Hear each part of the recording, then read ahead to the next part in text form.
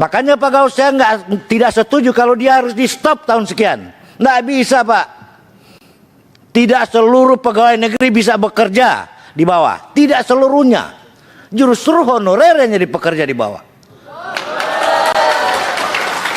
Nah ini, jadi memang ini tidak mudah pimpinan, tetapi harus kita selesaikan sebagai bangsa. Masa saudara-saudara kita puluhan tahun mengabdi, tiba-tiba orang lain hanya karena faktor tangan kekuasaan. Pengabdian ini saya yakin dengan penuh keikhlasan akan berbuah hikmah. Saya akan mengawal untuk menyelesaikan semua pegawai yang sudah mengabdi pada Republik Indonesia ini. Hanya masalah waktu. Satu permintaan saya, tetap ikhlas mengabdi dan tolong dukung doanya. Mereka yang telah lulus ya harus diangkat. Keluarkan SK dan NIP-nya. Kalau yang sudah lulus saja tidak diangkat, bagaimana mereka yang lagi ngurusin data? Saya kira ini langkah konkret. Sekali lagi, terima kasih pimpinan dan mohon maaf kalau saya harus mengatakan ketika pemerintahan terindikasi kuat melakukan maladministrasi dan cacat hukum prosedural, maka rakyat jangan dikorbankan. Siap. Kita sangat apresiasi rekomendasi dari Komisi 2 kepada pemerintah terkait penyelesaian masalah non-ASN. Itu sangat luar biasa untuk memastikan teman-teman non-ASN yang sudah mengabdi lebih dari 5 tahun dan diangkat dan dipastikan menjadi ASN P3K Desember 2024. Tapi yang tidak perlu kalah kita cermati pimpinan dan Bapak Ibu semuanya, bagaimana mengawal implementasi tersebut, bagaimana mengawal rekomendasi yang diberikan Bapak Ibu Komisi 2. Itu realitanya pemerintah, misalkan tadi Bapak pimpinan menjelaskan semuanya itu atas arahan dari BKN itu sudah masuk dalam database BKN tanpa terkecuali. Dan juga websitenya bisa diakses. Bapak Ibu, kebetulan FKHN baru bulan kemarin kita audiensi dengan BKN. Data yang sudah masuk dalam database BKN, pendataan 2022 itu tidak bisa ditambahkan. Itu nggak bisa ditambahkan, Pak. Data yang sudah masuk, jadi data non-ASN yang sudah masuk dalam database BKN, Pak, itu tidak bisa ditambahkan. Begini Pak, kalau itu tidak bisa, serahkan kepada Komisi 2 Pak. Siap. Kita percayakan itu dan kita memohon di sini, kita memohon dan berharap dan menitipkan harapan ke Komisi 2, ke pimpinan dan Bapak Ibu Komisi 2 untuk betul-betul mengawal bagaimana proses kerja dari kementerian-kementerian terkait. Sehingga kebijakan yang dilahirkan oleh pemerintah bukan kebijakan yang merugikan tenaga non-ASN. Kita rasa ini teman-teman juga setuju dengan akan ini. Ya, pimpinan. Silakan Pak Gaus. Kita santai aja Pak, kita bisa langsung sautan aja. Saya interupsi. Silakan Pak Gaus. Ya, apa yang sedang disampaikan oleh Adinda dari Forum FKHN, ini pernah juga saya ungkapkan Pak Ketua pada kita RDP dengan Pak Menteri. Saya sangat paham betul apa yang beliau sampaikan. Yang bisa dijamin oleh pemerintah dalam hal ini oleh Kementerian Menpan RB itu adalah sebagaimana dikatakan tadi, jumlah yang 2,3 juta. Yang 2,3 juta itu berdasarkan surat edaran dan datanya terupdate oleh Kementerian Menpan RB. Saya dulu turun ke lapangan, salah satu di antaranya adalah dapil saya namanya Kabupaten Padang Pariaman. Karena sikap daripada BKD, Badan Kepegawaian Daerah, apa namanya sekarang saya nggak tahu, ada yang menghambat Yang kata ketua itu betul. Yang disampaikan oleh pimpinan saya juga benar. Yang jadi persoalan adalah orang yang bekerja 5 tahun secara terus-menerus, tetapi dia tidak termasuk pada update data. Padahal janji pemerintah, dan itu selalu saya tuntut itu ketua. Dan ketua juga pernah menyampaikan sinyalemen, di luar 2,3 juta ini masih ada diduga jumlahnya yang tidak terdata itu adalah sebanyak 3 juta orang. Mungkin termasuk yang Adinda sampaikan itu. Jadi ketika itu memang ada 2 tahapan ketua. Pertama, bagaimana menyelesaikan yang 2,3 juta menjadi ASN sesuai dengan surat edaran dari Kementerian Menpan RB yang sudah terupdate data. Itu solusi yang disampaikan dulu. Kemudian bagaimana pula dengan orang-orang yang sebetulnya bekerja yang dikatakan tadi 10 tahun, 15 tahun, malah ada yang 20 tahun, tetapi tidak termasuk pada update data. Ini barangkali merupakan keputusan kita nih hari ini ketua. Artinya bagaimana kebijakan? Saya nggak bisa juga menyatakan ini prioritas. Tentu yang terupdate data yang pertama dulu. Itu kita kan juga tidak boleh zalim. Karena memang ini yang bapak-bapak yang tidak terupdate data karena dizalimi juga oleh orang-orang yang bekerja di kabupaten kota, pegawai negerinya. Kalau di Padang Pariaman itu adalah kepala dinas pendidikannya yang tidak mau mengupdate data untuk dilaporkan ke BKD sampai menjadi bagian daripada data yang terkumpul. Ini saya tahu persis itu. Oleh karena itu ada 2 persoalan pokok yang perlu kita bicarakan pada hari ini. Pertama adalah orang yang sudah terupdate data. Dan dia harus tidak sebelum Desember 2024 sudah harus menjadi ASN, apakah dalam bentuk PNS ataupun P3K. Begitu ketua, terima kasih. Makasih Pak Gaus. Ya. Masih ada Pak? Masih. Ya, siap pimpinan. Makasih. Assalamualaikum warahmatullahi wabarakatuh. Jadi Sebentar, langsung Pak. saja ini. Soal P3K ini kan karut marutnya. Sebentar Pak Kamran. Sebentar Pak. Ya. Sebentar Pak. Dari Sudah puas Pak ya? Jawaban Pak Gaus? Sudah puas ya? izin pimpinan. Bentar sini Pak. Bapak anggota juga? Ya, ini khusus menyampaikan masalah Kemen Bukan. RB. Anggota bukan? Bukan Pak. Nah, nanti dulu Pak, nanti Pak ya. Nanti Pak, sabar-sabar aja Pak. Hidup harus penuh kesabaran. Merdeka pokoknya. Silakan. Ya, makasih pimpinan. Assalamualaikum warahmatullahi wabarakatuh. Shalom. Anggota dan seluruh hadirin yang saya hormati. Kalau kita bicara tentang P3K dan lain-lain yang ada di daerah, masalahnya banyak. Pelakunya bukan sendiri Pak. Penguasa di daerah sama teman-teman juga. Kadang-kadang juga kong-kalingkong di bawah. Waktu rapat dengar pendapat dengan Kementerian Pan RB, saya katakan, ada di daerah saya kerjanya di pasar tapi dia terangkat sebagai pegawai negeri. Kan ini zolim namanya. Orang sudah 20 tahun dia jadi honorer tapi dia tidak bisa diangkat sebagai karena dia tidak punya akses terhadap kekuasaan. Nah, mental kita juga nggak boleh seperti itu. Karena pasti bapak-bapak sekalian juga berhubungan dengan kekuasaan di bawah. Revolusi mental kita kan masalah di sisi ini.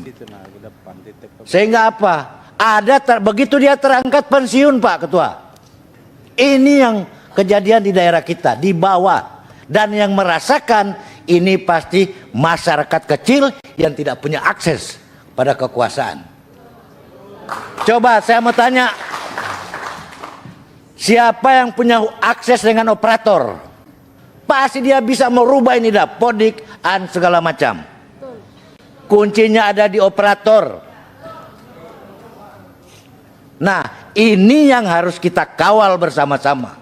Soal data up and down, Ketua, tergantung pilkada. Kalau ini nanti November pilkada, honorer akan tambah. Ini juga harus kita perhatikan. Karena kementerian ini mereka punya anggaran yang mereka harus proyeksikan sesuai dengan penerimaan P3K dan ASN. Data di Menpan itu Pak Gaus, kalau kita lihat kemarin 2,3. Begitu dia ikut masih ada 1,7. Terus bagaimana yang 3 juta? Oleh sebab itu kita jangan menjadi bagian daripada pemain untuk mempermainkan ini masyarakat di bawah yang tadinya masih ada 3 juta. Nah ini pimpinan, karena ini rumit Pak. Masalah semua kita merindukan ini kan, ingin jadi P3K, ingin jadi ASN. Nah kalau kita tidak potong ini, sampai kapan ini persoalan? Dan dia akan selalu seperti ini.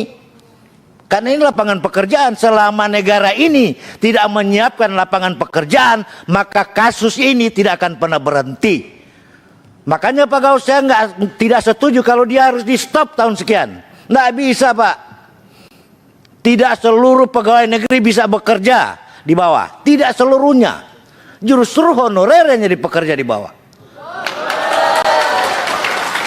Nah ini, jadi memang ini tidak mudah pimpinan, tetapi harus kita selesaikan sebagai bangsa. Masa saudara-saudara kita puluhan tahun mengabdi, tiba-tiba orang lain hanya karena faktor tangan kekuasaan.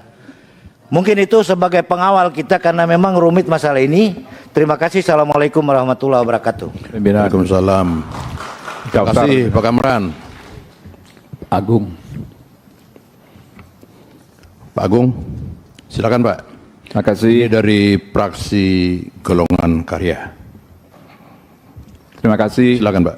Pimpinan yang saya hormati, rekan-rekan anggota Dewan dan sahabat-sahabat tercinta yang saat ini sedang mengadukan apa yang menjadi harapan dan keinginan luhur. Assalamualaikum warahmatullahi wabarakatuh. Salam sejahtera untuk kita sekalian. Om Swastiastu, Namo Buddhaya, salam kebajikan.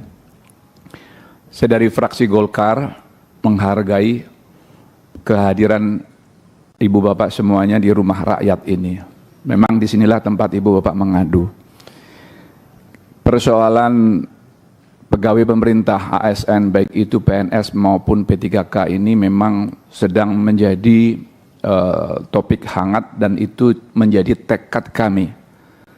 Di periode ini kami semaksimal mungkin untuk bagaimana mendesak pemerintah agar Bapak Ibu bisa dituntaskan kejelasannya, bisa dipastikan dan dinaikkan derajat kesejahteraannya, dan juga bisa dipastikan statusnya. Kemarin yang Pak Gaus sampaikan adalah hasil terakhir keputusan rapat ya, yang ada di sini, di RDP di sini dan bersama-sama dengan kementerian terkait. Memang ada sejumlah angka yang harus dituntaskan. Tetapi yakin dan percayalah bahwa hasil pendataan baik itu yang masuk database ataupun yang belum. Saya tidak bilang tidak ya, yang sudah masuk ataupun yang belum. Saya harus sampaikan bahwa pemerintah dan DPR, khususnya Komisi 2 ini punya tekad yang sama agar bisa secepatnya menuntaskan kejelasan status Bapak Ibu yang hadir di sini sebelum kokok ayam pagi. Artinya apa? Kalau ini kita terjadi beda pendapat, ada yang sudah masuk database ataupun belum, itu hanya bagian dari cara pandang pemerintah. Kebetulan saya Komisi 2 yang ditugasi juga di Banggar. Pemerintah dan kementerian lembaga terkait pemangku kebijakan ini tentu punya cara pandang yang berbeda dengan kita. Pemerintah akan menetapkan kebijakannya sesuai dengan kriteria syarat yang berlaku dan juga kesiapan penganggaran. Dari sisi APBN, kami kemarin rapat terakhir dengan BKN dan Kemenpan, format APBN 2025 besok sudah harus mencerminkan kejelasan status Bapak Ibu yang hadir di sini dan semua yang sudah bekerja mengabdi pada Indonesia. Lalu kami juga menyampaikan beberapa persoalan kawan-kawan tenaga kesehatan dan juga bidan. Ada sejumlah angka, ada sejumlah nama yang mereka sudah lolos. Mereka sudah lulus ujian, tetapi belum lolos. Ada ternyata beda cara pandang antara Kementerian Kesehatan, maaf Bu Rike, saya juga sempat mengontak kementerian terkait, perbedaan cara pandang antara bidang profesi dan bidang pendidikan. Saya bilang apapun cara pandang itu silakan, kebijakan ada di tangan pemerintah, tetapi persoalannya secara politis, secara faktual, teman-teman bidan yang ada di lapangan, ada di pelosok-pelosok, ada di daerah terpinggirkan, mereka profesi ataupun pendidikan semuanya bekerja membantu pemerintah menolong persalinan. Betul? Orang mau melahirkan tidak tanya ibu bidan pendidikan apa ibu bidan profesi. Tetapi ketika di kampung tidak ada tenaga yang menolong persalinan, maka dia punya hak menolong persalinan. Maka dia sudah mengabdi pada republik ini. Untuk itu ada sejumlah angka, kalau tidak salah kawan-kawan kita 700 atau 600 sekian. Karena dia sudah lulus, wajib hukumnya bagi pemerintah untuk diangkat. Pada bagian lain, beda cara pandang tadi yang Pak Gaus sampaikan dan juga pemerintah. Kalau tidak salah dalam notulen rapat, nanti tolong dicek dengan kesekretariatan, pemerintah berjanji, pertama akan menuntaskan angka yang sudah disepakati itu. Tetapi bukan berarti ibu bapak yang sudah keluar keringat mengabdi pada merah putih, kemudian tidak diperhatikan. Ini hanya masalah waktu, kemudian fiskal yang ada di APBN. Permintaan kami Bapak Ibu tetap sabar, ikhlas, mengabdi pada profesi masing-masing. Jangan salah, ini memang benar apa yang disampaikan Pak Kamran. Kadang mereka yang sudah PNS dan sebagainya, mereka selalu melempar kepada ibu bapak untuk menyelesaikan tugas-tugas itu, betul? Nah, tetapi pada bagian lain, sabar, dan sabar.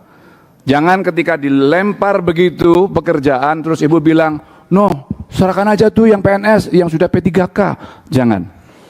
Pengabdian ini, saya yakin dengan penuh keikhlasan akan berbuah hikmah. Saya akan mengawal untuk menyelesaikan semua pegawai yang sudah mengabdi pada Republik Indonesia ini. Hanya masalah waktu. Satu permintaan saya, tetap ikhlas mengabdi dan tolong dukung doanya. Terima kasih dari saya, Agung Widiantoro, Dapil Brebes, Tegal dan Kota Tegal. Tolong sampaikan sama kawan-kawan. Kalau ada yang hadir ya alhamdulillah. Kalau nggak ada yang hadir, tolong diajak juga. Karena di sana bukan berarti tanpa persoalan, begitu. Kemarin kami menerima pengaduan, kalau nggak salah ada 60 dari 600 sekian bidan pendidikan yang mereka sudah lulus tapi tidak lolos. Melalui siaran langsung yang dilansir oleh Bu Rike ini, saya titip salam bahwa kami sudah berjuang untuk dapil kami dan juga teman-teman semuanya. Nasrun minallah wal fatun qorib, Allahumma fiqh ila qaumit thoriq. Wassalamualaikum warahmatullahi wabarakatuh. Om Santi Santi Santi Om. Izin pimpinan. Makasih Pak Agung. Izin pimpinan. Mau keluar Pak? Sedikit saran pimpinan. Silakan Pak Bagus. Siap, terima kasih pimpinan. Sedikit saran saya menyampaikan karena ini waktu sudah tak terasa sudah lewat 30 menit. Izin saran saya, kita mendengar masukan dan permasalahan dari masing-masing undangan yang kita kirim, yang kemudian setelah itu seperti biasanya baru kita melakukan pendalaman. Sekian saran pimpinan, terima kasih. Makasih Pak Bagus. Jadi begini Pak Bagus, dan saya izin kepada teman-teman anggota, saya kira semua permasalahan sama ini. Iya kan? belum terdata di database, ya, tidak bisa masuk ke database. Dari kementeriannya juga dalam tanda petik mempersulit, kan begitu nih Pak? Iya kan, regulasinya banyak, nomenklatur juga macam-macam. Kita udah nangkap ini Pak sebenarnya. Nah, yang perlu kita sebenarnya ini dari dikurang 2 dari 8 ya forum ini, tolong Pak kami dikasih berkasnya. Ya, diserahkan ke kami nanti berkasnya. Nah, berkas ini akan dikaji oleh tenaga ahli di Komisi 2 dan akan kami serahkan kepada kementerian dan kepala BKN. Ya. Kita sama-sama berjuang, Pak. Walaupun kami sudah dipercaya sebagai wakil rakyat, tetapi tetap Bapak sebagai prinsipal kami itu harus mengawal kami juga. Kita berjuang bersama dengan catatan 24 Desember 2024 semua tenaga honorer, saya ulangi Pak, sudah harus diangkat menjadi paling sedikit P3K. Nah, ini Pak. Nanti kita buat satu kesimpulan dalam pertemuan ini supaya kami juga bisa bersurat resmi kepada kementerian-kementerian terkait. Nanti untuk Kementerian Kesehatan ada Bu Rike Diapitaloka di sini. Ya, beliau orator yang betul-betul terukur, Pak. Bukan asbun setahu saya. Nah, untuk itu kami persilakan Bu Rike. Masih mau Pak Bagus bicara? Silakan sebelum ke Bu Rike. Izin pimpinan. Ini agak beda Pak yang akan kami Sebentar Pak. Ada pimpinan di sini Pak. Saya udah catat Bapak nanti Pak di sini. Siap. Ya, silakan Pak Bagus. Ya, terima kasih pimpinan. Sebenarnya saya sih ingin ya walaupun masalahnya secara umum kita tahu seperti apa yang pimpinan sampaikan dan seperti kita sampaikan dan seperti kita tahu, tapi saya sebenarnya ingin mendengar lebih dalam keluh kesah dari rekan-rekan yang hadir karena permasalahan sudah tentunya sangat berbeda. Contoh kami yang di Bali ini ada perwakilan dari penyuluh bahasa Bali mempunyai permasalahan yang klasik sedikit pimpinan. Walaupun secara umumnya mereka tidak masuk dalam postur P3K. Perlu kita mendengar masukan-masukan sehingga harapan saya selesai rapat ini ada rekomendasi yang kita dari Komisi 2 lahirkan kepada Kementerian Pan-RB terkait dengan penyelesaian honorer. Sebenarnya saya sangat tidak setuju pernyataan Pan-RB dalam ungkapan menyebut negara ini bukan negara honorer. Masalahnya bukan di situ.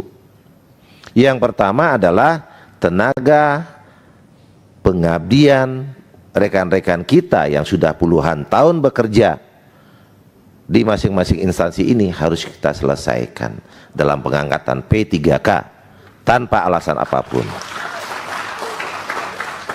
Yang kedua adalah kita memberikan rekomendasi kepada Kementerian Pan-RB. Sebenarnya Kementerian Pan-RB ini sudah melanggar ketentuan pasal 68 Undang-Undang ASN terkait dengan pelampauan batas penyelesaian ini. Namun di dalam pelanggaran tersebut Pan-RB memberikan dalih lain. Ya, dalih lain, dan ini sangat mengesampingkan asas keadilan bagi teman-teman yang honorer ini. Dan satu hal lagi pimpinan, rekomendasi yang saya sarankan. Toh juga pemerintah menganggarkan sejumlah angka untuk membayar tenaga ini. Kenapa harus melalui pihak kedua, yaitu terkait pemberian hak kepada melalui outsourcing? Berarti dengan kita memberikan outsourcing, berarti kita menyisihkan beberapa anggaran yang dimana anggaran ini sudah penuh dibayar oleh negara, namun pada hakikatnya tidak penuh diterima oleh pekerja itu sendiri. Ini sangat keluar dari asas keadilan. boleh atau saya setuju outsourcing ini diterapkan setelah honorer ini selesai pimpinan. Bila mana kabupaten, kota, dan provinsi membutuhkan tenaga, bisa diangkat oleh outsourcing. Tapi jangan diterapkan pada honorer yang belum terangkat pada kesempatan ini. Itu kira-kira rekomendasi kedua yang saya bisa sampaikan terkait RDPU ini. Dan saya memohon kepada pimpinan dan kita Komisi 2 yang sudah tentunya sangat berkomitmen menyelesaikan di periode ini, agar honorer ini harus selesai semua. Itu kira-kira konkret pimpinan yang bisa saya selesaikan, yang saya bisa sampaikan, dengan harapan semua terselesaikan di tahun ini tanpa perkecualian. Sekian, terima kasih. Dan perlu diingat, NUT saya, Undang-Undang Dasar 1945 adalah konstitusi atau negara. Pasal 23 ayat 1 di bidang anggaran sepenuhnya diberikan untuk kemakmuran rakyat. Yang kedua adalah pasal 28 Undang-Undang Dasar Negara Republik Indonesia yang saya bacakan, yaitu ayat 1-nya, setiap orang berhak atas pengakuan, jaminan perlindungan dan kepastian hukum yang adil serta perlakuan yang sama di hadapan hukum. Yang kedua, setiap orang berhak untuk bekerja serta mendapat imbalan dan perlakuan yang adil dan layak dalam hubungan kerja. Inilah menjadi dasar usulan saya sehingga terdapatnya keadilan pada tenaga-tenaga honorer yang ada di seluruh Indonesia, khususnya Provinsi Bali. Sekian, terima kasih. Terima kasih Pak Bagus Hadi, Pak Hendra. Silakan Bu Rike.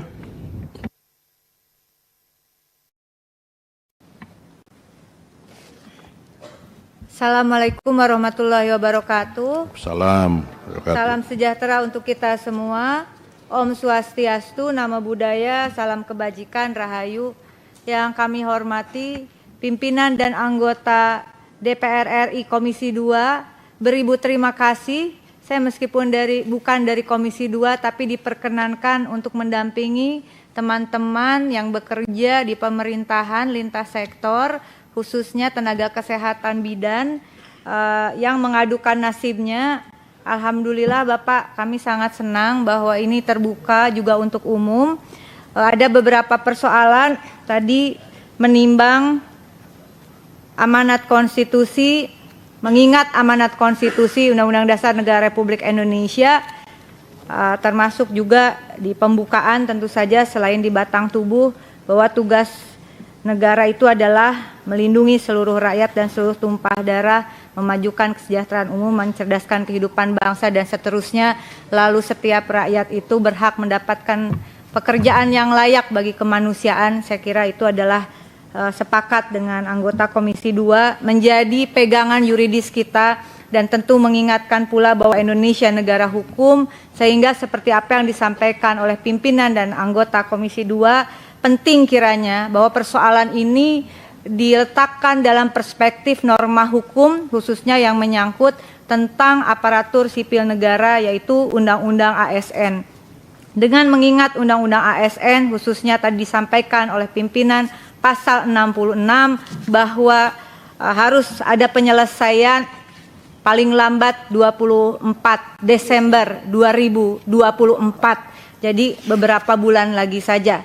Dan kebetulan kami juga pernah mendampingi, waktu itu belum ada Undang-Undang ASN yang sangat luar biasa hasil perjuangan kita semua, tentu saja khususnya Komisi 2. Kita pernah melakukan kebijakan afirmatif bagi para tenaga kesehatan untuk bukan P3K, bahkan menjadi PNS di atas usia 35 tahun.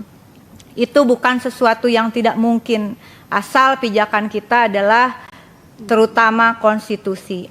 Ada beberapa turunan dari undang-undang, saya kira kita sama-sama memahami Undang-Undang Pembentukan Peraturan Perundang-Undangan pasal 7 ini juga mungkin kita bisa sharing dengan teman-teman yang hadir di sini, bahwa ada hierarki peraturan perundang-undangan. Pertama Undang-Undang Dasar, kemudian TAP MPR, kemudian Undang-Undang, lalu kemudian peraturan pemerintah pengganti Undang-Undang, lalu peraturan presiden, dan seterusnya.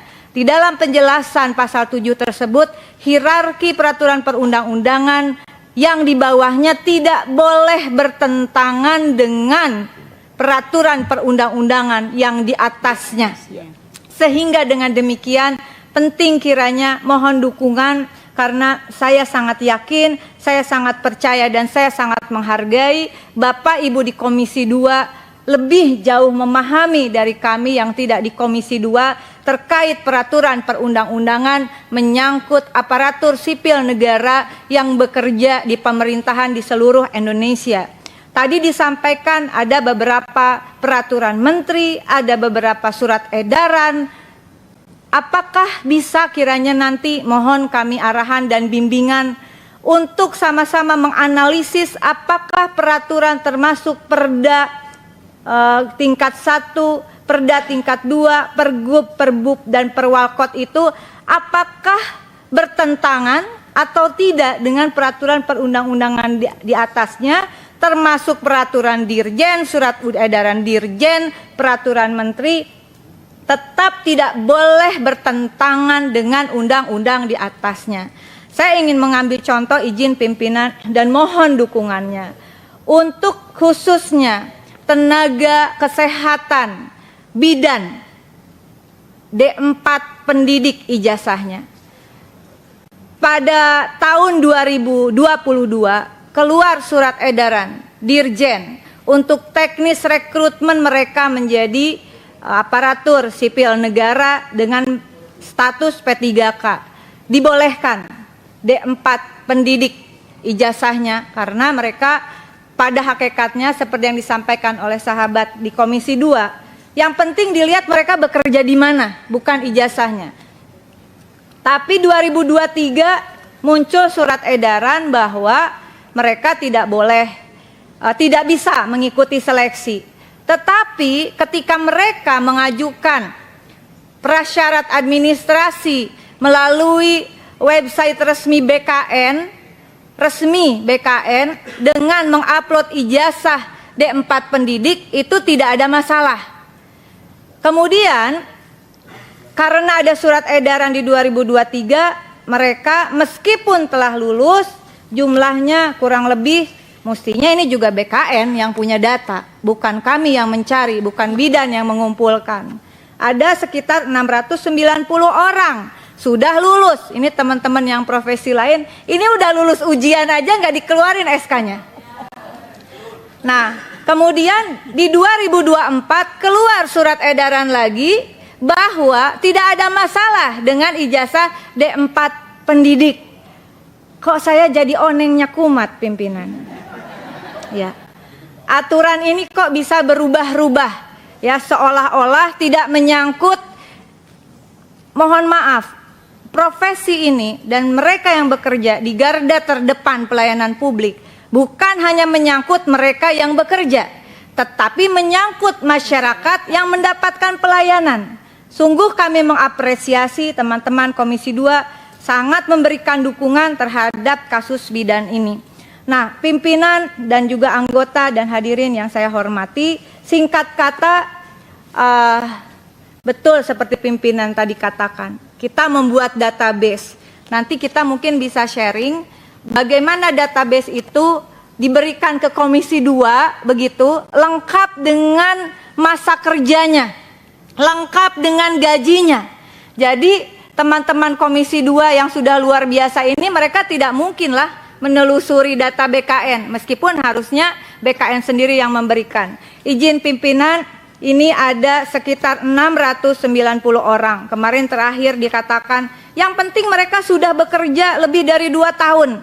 Ini ada yang sudah 16 tahun, ada yang 14 tahun. Dan mereka ujian, dan mereka lulus tes di 2023. Oleh karena itu, dalam forum ini, dengan segala kerendahan hati kami dan keterbatasan kami terhadap pemahaman norma yuridis tentang aparatur sipil negara, saya setidaknya, saya mengindikasikan adanya cacat hukum di dalam keluarnya surat edaran Dirjen Tenaga Kesehatan Kementerian Kesehatan, dan oleh karena itu batal demi hukum sesungguhnya karena bertentangan dengan peraturan perundang-undangan di atasnya dan terindikasi kuat.